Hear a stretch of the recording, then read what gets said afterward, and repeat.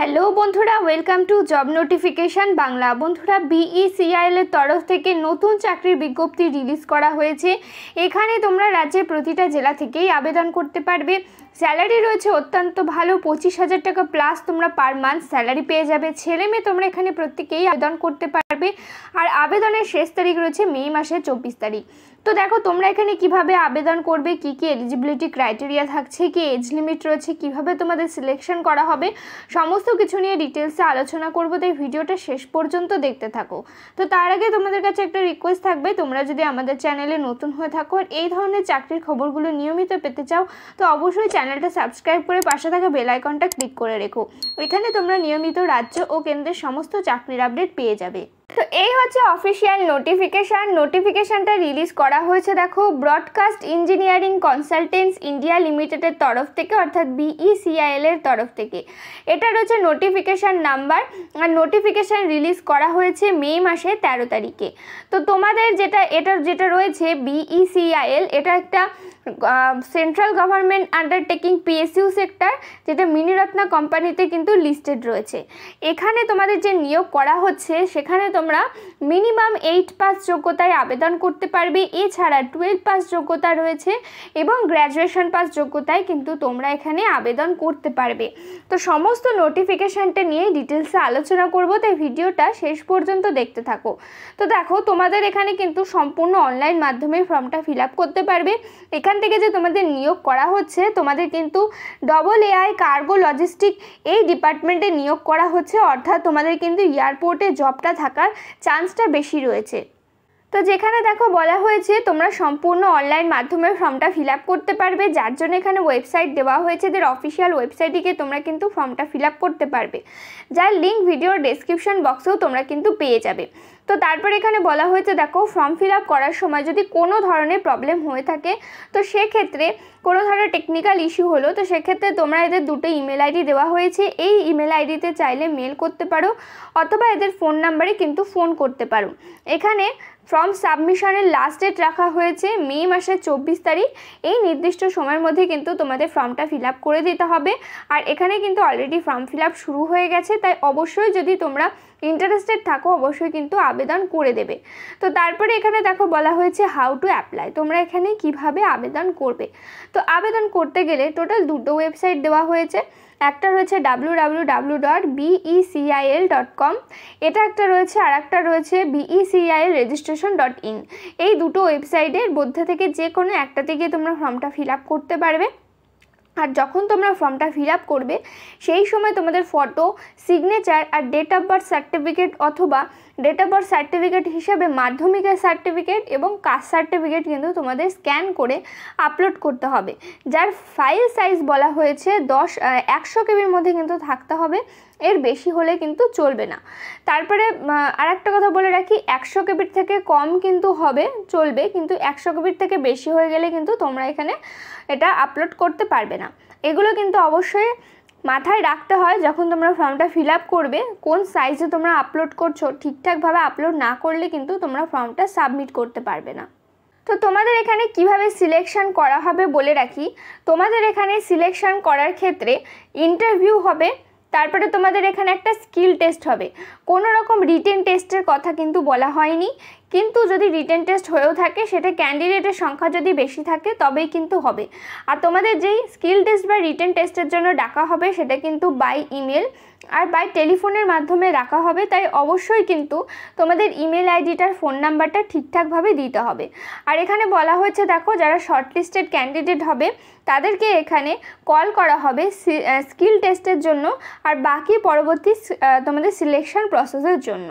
তাই অবশ্যই তোমরা যখন ফর্মটা ফিল আপ করবে তোমাদের কমপ্লিট এডুকেশনাল কোয়ালিফিকেশান, যদি কোনো ধরনের ওয়ার্কিং এক্সপিরিয়েন্স থেকে থাকে, সমস্ত কিছু ভালোভাবে ফিল আপ করবে। কেননা এখানে কিন্তু সবাইকে কল করা হবে না বা সবাইকে শর্টলিস্টেড করা হবে না, শুধুমাত্র যাদের কোয়ালিফিকেশান বেশি আছে, যাদের ওয়ার্ক এক্সপিরিয়েন্স বেশি আছে তাদেরকেই কিন্তু এখানে শর্টলিস্ট করা হবে। আর ক্যান্ডিডেটকে অবশ্যই বলা হচ্ছে ফর্ম ফিল আপ করার পরে তোমাদের অ্যাপ্লিকেশন ফর্ম যেটা রয়েছে সেটা কিন্তু অবশ্যই প্রিন্ট আউট করে রেখে দেবে তোমাদের ফিউচার রেফারেন্স হিসেবে। তো দেখো, তোমরা যখন ফর্ম ফিল আপ করবে বা তোমাদের যখন সিলেকশন করা হবে, তখন যদি টেস্ট বা তোমাদের ডকুমেন্ট ভেরিফিকেশান বা পার্সোনাল ইন্টারাকশান, অর্থাৎ তোমাদের যদি ইন্টারভিউয়ের জন্য কল করা হয়, তো সেক্ষেত্রে বা তোমাদের যদি জয়নিং থাকে, তো সেক্ষেত্রে কোনো রকম কিন্তু ট্রাভেলিং অ্যালাউন্স দেওয়া হবে না, সেটা কিন্তু সম্পূর্ণ তোমাদের নিজের খরচায় করতে হবে। আর এখানে বলা হয়েছে যারা লোকাল ক্যান্ডিডেট রয়েছে আর যারা অলরেডি BECIL এর তোমাদের ওয়ার্কিং পারসন রয়েছে, তাদেরকে কিন্তু আগে প্রেফারেন্স দেওয়া হবে। কিন্তু এমন না যে তোমরা প্রত্যেকেই আবেদন করতে পারবে না, তোমরা প্রত্যেকেই আবেদন করতে পারবে, কিন্তু লোকাল ক্যান্ডিডেটকে আগে প্রেফারেন্স দেওয়া হবে, তো সেটা কিন্তু বলা হয়েছে। তো তোমাদের এখানে কোন কোন পোস্টে নিয়োগ করা হচ্ছে দেখো। প্রথম পোস্টের নাম রয়েছে সুপারভাইজার, যেখানে বলা হয়েছে তোমাদের যদি গ্র্যাজুয়েশন করা থাকে আর কম্পিউটার সম্বন্ধে নলেজ থাকে তাহলে আবেদন করতে পারছো। এখানে এক্সপিরিয়েন্স চাওয়া হয়েছে, 2 বছরের এক্সপিরিয়েন্স চাওয়া হয়েছে রিলেটিভ ফিল্ডের উপরে। তোমাদের এখানে যদি 30 বছর এজ লিমিট হয়ে থাকে তবে তোমরা 30 বছর পর্যন্ত আবেদন করতে পারবে। SC ST হয়ে থাকলে 5 বছরের ছাড় পেয়ে যাবে, OBC হয়ে থাকলে 3 বছরের বয়সে ছাড় কিন্তু পেয়ে যাবে। তারপরে রয়েছে হাউসকিপিং অথবা MTS। এই পোস্টের ক্ষেত্রে তোমাদের বলা হয়েছে তোমরা যদি মিনিমাম 8 পাস করে থাকো তবেই আবেদন করতে পারবে। এখানে তোমাদের 1 বছরের এক্সপিরিয়েন্স চাওয়া হয়েছে রিলেটিভ ফিল্ডের ওপরে। পরবর্তী পোস্টের নাম রয়েছে দেখো লোডার, যেখানে তোমাদের বলা হয়েছে কোয়ালিফিকেশান তোমরা যদি 12 পাস করে থাকো এবং তোমাদের কমিউনিকেট এবং লোকাল ল্যাঙ্গুয়েজ এবং হিন্দি সম্বন্ধে যদি জ্ঞান থাকে তাহলেই কিন্তু আবেদন করতে পারবে। এখানে তোমাদের এক্সপিরিয়েন্স চাওয়া হয়েছে দেখো, টোটাল 1 বছরের এক্সপিরিয়েন্স চাওয়া হয়েছে কার্গো হ্যান্ডেলিংয়ের ওপরে যদি থাকে তবে কিন্তু তোমরা এখানে আবেদন করতে পারবে। আর ডিজায়ারেবলের মধ্যে বলা হয়েছে তোমরা যদি ইংলিশ ভালোভাবে পড়তে জানো তাহলে কিন্তু তোমরা এখানে এক্সট্রা ওয়েটেজ পেয়ে যাবে। তো পরবর্তী পোস্টের নাম রয়েছে দেখো অফিস অ্যাসিস্ট্যান্ট, যেখানে কোয়ালিফিকেশান বলা হয়েছে তোমাদের যদি গ্র্যাজুয়েশন করা থাকে যে কোনো ডিসিপ্লিন থেকে তবেই কিন্তু তোমরা এখানে আবেদন করতে পারবে। এই পোস্টের ক্ষেত্রে কোনো ধরনের কিন্তু তোমাদের এক্সপিরিয়েন্স চাওয়া হয়নি। এখানে তোমরা 35 বছর বয়স পর্যন্ত আবেদন করতে পারবে। তো তার আগে যেটা ছিল লোডার পোস্টের ক্ষেত্রেও তোমরা 35 বছর বয়স পর্যন্ত আবেদন করতে পারবে। আর তোমাদের হাউসকিপিং আর MTS পোস্টের ক্ষেত্রেও তোমরা এখানে 30 বছর বয়স পর্যন্ত কিন্তু আবেদন করতে পারবে।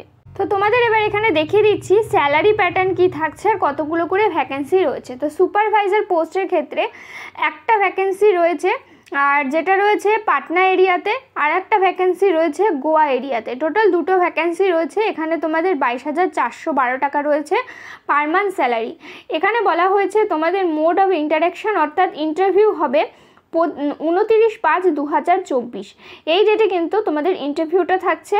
আর গোয়াতে যে পোস্টটা রয়েছে সেখানে ইন্টারভিউ থাকছে 31/5/2024। তারপরে রয়েছে হাউসকিপিং অথবা MTS। এই পোস্টের ক্ষেত্রে টোটাল একটা ভ্যাকেন্সি রয়েছে পাটনা এরিয়াতে, 16,926 টাকা রয়েছে এখানে পার মান্থ স্যালারি। তারপরে রয়েছে তোমাদের এখানে লোডার। এই পোস্টের ক্ষেত্রে 35 বছর রয়েছে এজ লিমিট। পাটনা আর গোয়া দুটো মিলিয়ে এখানে টোটাল 14টা ভ্যাকেন্সি রয়েছে। পাটনাতে রয়েছে 2টো ভ্যাকেন্সি, গোয়া এরিয়াতে রয়েছে টোটাল 12টা ভ্যাকেন্সি। এখানে তোমাদের স্যালারি থাকছে 16,926। এই টাকাতে কিন্তু তোমাদের পার মান্থ স্যালারি থাকছে। তারপরে রয়েছে অফিস অ্যাসিস্ট্যান্ট। এই পোস্টের ক্ষেত্রে টোটাল 2টো ভ্যাকেন্সি রয়েছে, এটা দিল্লি এরিয়াতে থাকবে। আর এখানে তোমাদের 25,000 টাকা পার মান্থ স্যালারি রয়েছে। তো এগুলো দেখো, তোমাদের যেখানে এয়ারপোর্ট এরিয়া রয়েছে সেখানেই কিন্তু তোমাদের পোস্টিং লোকেশনটা থাকবে। তো এখানে আরেকটা বিষয় যেটা হচ্ছে সেটা তোমাদের কিন্তু এখানে ফিক্সড টার্ম কন্ট্রাক্ট বেসিসে নিয়োগ করা হচ্ছে, সম্পূর্ণ কিন্তু পার্মানেন্ট বেসিসে নিয়োগ করা হচ্ছে না। তো এই ছিল আজকের ভিডিওটা। তোমরা এখানে যারা যারা ইন্টারেস্টেড রয়েছে, এলিজিবল রয়েছে, অবশ্যই আবেদন করো। যদি কোনো ধরনের প্রশ্ন থাকে তো আমাদের কমেন্ট করে জানাতে পারো। ভিডিওটাতে প্লিজ একটা লাইক করে দিও। চ্যানেলে নতুন হয়ে থাকলে অবশ্যই চ্যানেলটা সাবস্ক্রাইব করে পাশে থাকা বেল আইকনটা ক্লিক করে রেখো। এখানে তোমরা নিয়মিত রাজ্য ও কেন্দ্রের সমস্ত চাকরির আপডেট পেয়ে যাবে। দেখা হচ্ছে পরের ভিডিওতে।